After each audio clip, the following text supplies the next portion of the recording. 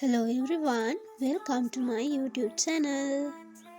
ඉතින් ඔයාලා ඉල්ලලා තිබුණු ඩේ vlog එක තමයි ඔන්න අද ඔයාලට මම අරගෙන ආවේ. වීඩියෝ එක කරන්න මම ඕන කරන ක්ලිප්ස් ටික අරගෙන තිබුණේ. උනාට ඉතින් මට වොයිස් කරගන්න බැරි වුණා චුට්ටක් අසනීපෙන් ඉන්න නිසා.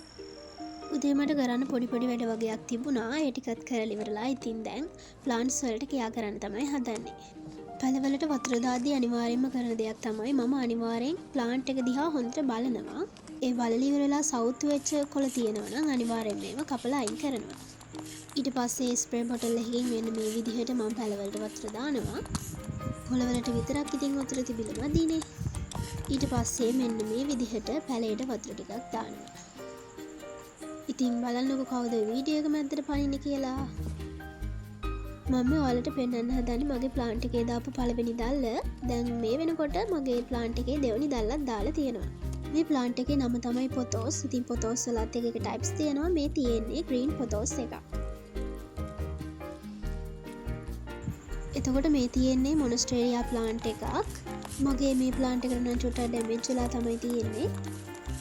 මේ ප්ලාන්ට් එක ගෙනාපු දවසින් ඉඳලා පස්වලට කෝඹි වහනවා. ඊට පස්සේ මං අක්කගෙන් ඇහුවා මොකද්ද මේකට රීසන් එක කියලා. ඊට පස්සේ අක්ක කිව්වේ මේ ප්ලාන්ට් එකට පොහොර දානවනේ ඒ පොහොර වලින් තමයි කුඹි වහන්නේ කියලා. ඉතින් ඔයා මගේ channel එකට අලුත් කෙනෙක් නම් ඔයාව සාදරයෙන් පිළිගන්නවා. ඒ වගේම ඔයා මගේ channel එකේ දකින පළවෙනි වීඩියෝ එක මේක නම් අනිවාර්යෙන් subscribe කරලා comment එකක් දාන්නත් අමතක කරන්න එපා. මට තිබුණ ඔක්කොම වැඩ ටික ඕන ඉවර කරලා ඉතින් දැන් තමයි පාඩම් කරන්න පටන් ගත්තේ. අපි හැමෝටම අපේ ජීවිතවල ප්‍රශ්න එනවා. ඒක සාමාන්‍ය දෙයක්.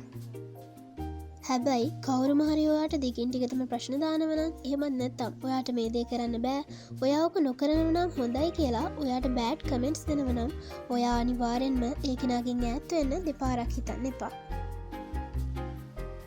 තව දෙයක් තමයි අපිට තියෙන පර්සනල් ලයිෆ් ස්ටයිල් එකක්නේ.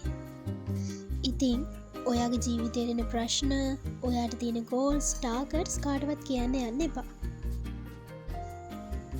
ඒ වගේම තමයි ඔයා තව කෙනෙක්ට උදව් කරාට කමක් නැහැ.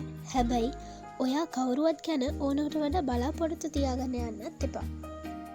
ඉතින් මම මේ කිව්ව ටිප්ස් ටික ෆලෝ කරොත් ඔයාට 2026 දී හොඳට ප්‍රොඩක්ටිව් විදිහට ගත කරන්න පුළුවන් වෙයි කියලා මම හිතනවා. මගේ මේ දවස්වල ෆේවරිට් සෝං එක ඉතින් මේක තමයි. රැට පොඩි ගමනක් යන්න තියෙන නිසා ස්ටඩි වැඩ ටික දැනට මම මෙතනින් නතර කරනවා.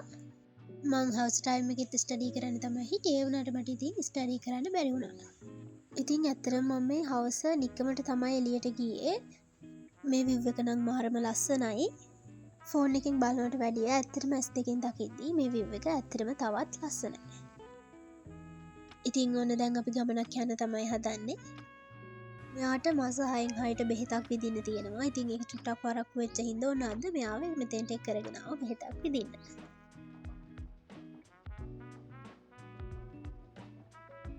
හරි ඉතින් ඒ වැඩේත් ඉවර කරගෙන අපි දැන් මේ යන ගමන් තමයි ඉන්නේ. අතමකුවොත් මෙයාට මේ විදිහට ගිහිල්ලා හොඳට පුරුදුයි ඉතින්.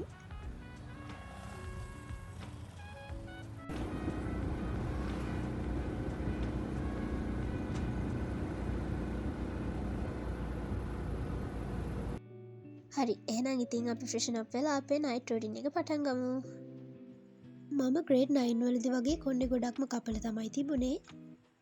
ඉතින් දැන් නම් මම යූස් කරන්නේ විටමින් E කැප්සූල් එකයි මෙන්න මේ හර්බ් ලයින් එකේ ඔයිල් එකයි විතරයි.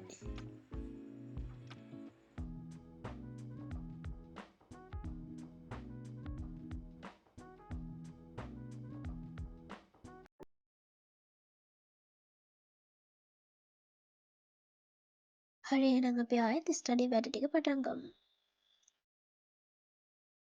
ඔයාලට දෙයක් කියන්න මතකුණානේ මට. 2026 අවුරුද්ද ලබන්න තව ටික දවසයිනේ තියෙන්නේ. ඉතින් ඒක නිසා මට ඔයාලට ගේන්න ඕනේ කියලා හිතන මොටිවේෂන් වීඩියෝ එකක්. ඒ කියන්නේ 2026 යාගේ ගෝල්ස් ටාගට්ස් ඇචීව් කරගන්න පුළුවන් ගුඩ් හැබිට්ස් ටිකක් තමයි මම අරගෙන ඉන්න හිතුවේ. ඉතින් ඒ වීඩියෝ එක ගේන්න දෙපාද කියලා අනිවාර්යෙන් කමෙන්ට් එකක් දාගෙන යන්න.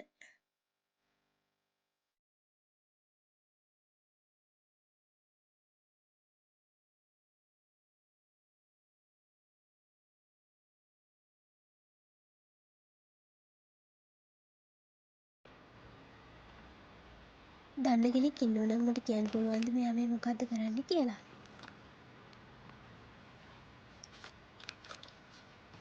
මට නම් හිතෙන්නේ මෙයා කන්න මොනවා හරි හොයනවද කොහෙද?